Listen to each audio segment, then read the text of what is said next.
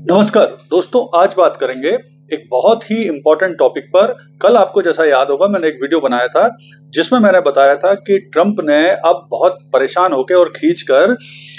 Putin के लिए बोल दिया है कि वो एक पागल व्यक्ति हैं, यानी एब्सोल्युटली क्रेजी। उसी पर अब तीव्र प्रतिक्रिया देते हुए जो रूस के पूर्व राष्ट्रपति हैं, वर्तमान सुरक्षा परिषद के रूस की सदस्य हैं और साथ ही साथ पुतिन के बहुत ही करीबी व्यक्ति हैं, दिमित्री मेदवेदेव, उन्होंने अब ये बोल दिया है कि चेतावनी देते हुए पूरे विश्व को बोला है कि इस तरह की घटनाएं आगे भविष्य में तीसरे वर्ल्ड वॉर को आमंत्रित कर सकती हैं और तीसरा वर्ल्ड वॉर हो सकता है। तो आइए पूरे घटना का विश्लेषण करते हैं और समझने की कोशिश करें कि दिमित्री मेदवेदेव ने ये सब क्यों बोला और आगे अब इसका क्या भविष्य होगा।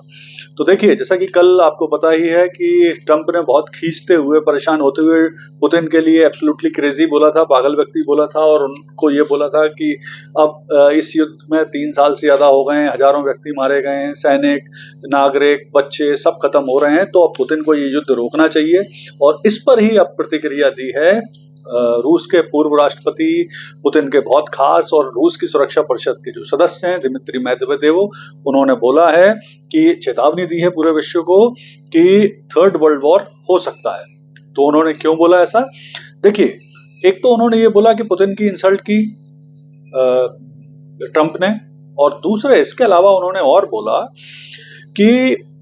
रूस की चेतावनियों को पूरा विश्व, यूक्रेन और नाटो गंभीरता से नहीं ले रहा है, तो अब उसे गंभीरता से लेना चाहिए, नहीं तो इससे वैश्विक संघर्ष का खतरा बढ़ जाएगा। और अगर रूस पर किसी भी तरह की अब मिसाइल से हमला हुआ तो उसे रूस की नई परमाणु नीति के तहत उस पर रिएक्ट किया जाएगा, उसका रिटेलिएट किया जाएगा, उसका जवाब दिया जाएगा। तो यहाँ मेरा एक मतलब सोचना है कि पहले हम रूस की जो नई परमाणु नीति है उसके बारे में थोड़ा समझें। तो देखिए, नवंबर 2024 में ही रूस ने अपनी एक नई परमाणु नीति जारी की है और ये बहुत स्पष्ट है और ये विशेष तौर पे अब साफ तौर पे यूक्रेन और नाटो के खिलाफ है। तो इसमें कुछ जो इंपॉर्टेंट पॉइंट है उसको जल्दी से समझ लेते हैं। तो सबसे पहला इंपॉर्टेंट पॉइंट ये है कि रूस ने इस परमाणु नीति में रूस और बेलारूस दोनों को शामिल किया है, जो रूस का बहुत ज्यादा सहयोगी, और उन्होंने साफ तौर पर बोला है कि अगर किसी ने भी परंपरागत हथियारों से उन पर हमला किया जिससे रूस या बेलारूस की क्षेत्रीयता, अखंडता, संप्रभुता पे खतरा होगा, तो रूस इसका जवाब परमाणु हथियार से देगा। दूसरा, रूस के खिलाफ या बेलारूस के खिलाफ किसी भी तरह के बैलिस्टिक मिसाइल का इस्तेमाल किया गया यूक्रेन या किसी भी देश के द्वारा, तो उसका जवाब भी परमाणु हथियार से दिया जाएगा। तीसरा, रूस ने बोला कि रूस या बेलारूस के खिलाफ अगर किसी भी तरह के रासायनिक, जैविक या परमाणु हथियारों का इस्तेमाल हुआ तो रूस उसका जवाब भी परमाणु हथियार से ही देगा। साथ में रूस ने यह भी बोला, एक और इस नीति में जो परिवर्तन है वो ये है कि अगर कोई गैर परमाणुधारी देश, यानी इस मामले में अगर हम बात करें तो यूक्रेन की बात फिलहाल हो रही है, तो अगर कोई गैर परमाणुधारी देश जिसे जो रूस पर हमला करता है और उसे किसी परमाणु शक्ति संपन्न देश यानी अमेरिका, फ्रांस, इंग्लैंड की सहायता प्राप्त है, तो और अगर वो देश उस देश का समर्थन कर रहे हैं जिसके पास परमाणु हथियार नहीं है, तब भी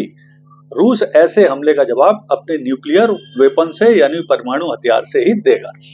और साथ में इस नीति में एक और भी प्रावधान है कि अगर रूस या बेलारूस पर किसी भी तरह के बड़े पैमाने पर हवाई हमले हुए, अंतरिक्ष से हमले हुए, परंपरागत हथियारों से हमले हुए, तो उसका जवाब भी रूस अपने परमाणु हथियारों से लेगा। यानी बहुत स्पष्ट रूप से रूस ने यहाँ क्लियर कर दिया है, इस परमाणु नीति के तहत बहुत स्पष्ट रूप से ये जो नीति है ये यूक्रेन और नाटो के खिलाफ ही अब बनाई गई है और ज्यादा इसमें परमाणु हथियारों का आसानी से इस्तेमाल अब शामिल है। देखिए, मेदवेदेव ने साथ में ये भी बोला कि अगर जो नाटो है, अगर वो यूक्रेन के साथ मिलकर किसी भी तरह की कोई साजिश करता है या किसी भी तरह के कोई हमला करता है रूस पर, तो इससे रूस नाटो के खिलाफ बड़ी मात्रा में सामूहिक विनाश के हथियारों का इस्तेमाल कर सकता है। मेदवेदेव ने यह भी बोला कि अगर अब और ज्यादा सहयोग दिया यूक्रेन को नाटो ने, तो इसे भी एक तरह से युद्ध की घोषणा ही अब मानेगा रूस, क्योंकि अब उन्होंने बहुत स्पष्ट रूप से बोलना शुरू कर दिया है कि अब रशिया अपनी जो प्रतिक्रिया है बहुत कठोर देगा। तो अब यहाँ पर यह समझना भी जरूरी है कि ट्रंप आखिर क्यों बहुत ज्यादा अब रूस या पुतिन के खिलाफ बोलने लगे हैं। तो उसके कुछ कारण हैं। एक कारण विशेषज्ञ ये भी मान रहे हैं कि हो सकता है जो ट्रंप और जेलेंस्की के बीच में यूक्रेन के 50% खनिज संसाधनों को लेकर डील जो होना थी वो शायद अब हो गई है। इस कारण भी अब यूक्रेन के पक्ष में बोलने लगे हैं ट्रंप। दूसरा कारण यह है कि ट्रंप को पुतिन सीरियसली ले नहीं रहे हैं, उनकी बात सुन नहीं रहे हैं और ना ही किसी तरह की शांति वार्ता में शामिल हो रहे हैं और अपना अड़ियल और जिद्दी रुख भी अपनाए हुए हैं। तो ये सारी जो स्थितियां बन रही हैं उससे ट्रंप शायद फ्रस्ट्रेट भी हो रहे हैं। लेकिन अब जो कुल मिला के अगर ये युद्ध एस्केलेट होता है, आगे बढ़ता है, तो ये पूरी मानवता के लिए निश्चित तौर पर एक संकट है। तो इसलिए बहुत जरूरी है कि अब इस पर यूएनओ, यूरोपियन यूनियन, अमेरिका, रूस, यूक्रेन और साथ साथ बहुत इंपॉर्टेंट है कि भारत और चीन जैसे देश भी अपनी सक्रिय भूमिका निभाएं और इस युद्ध को खत्म कराने में अपना सहयोग दें। धन्यवाद।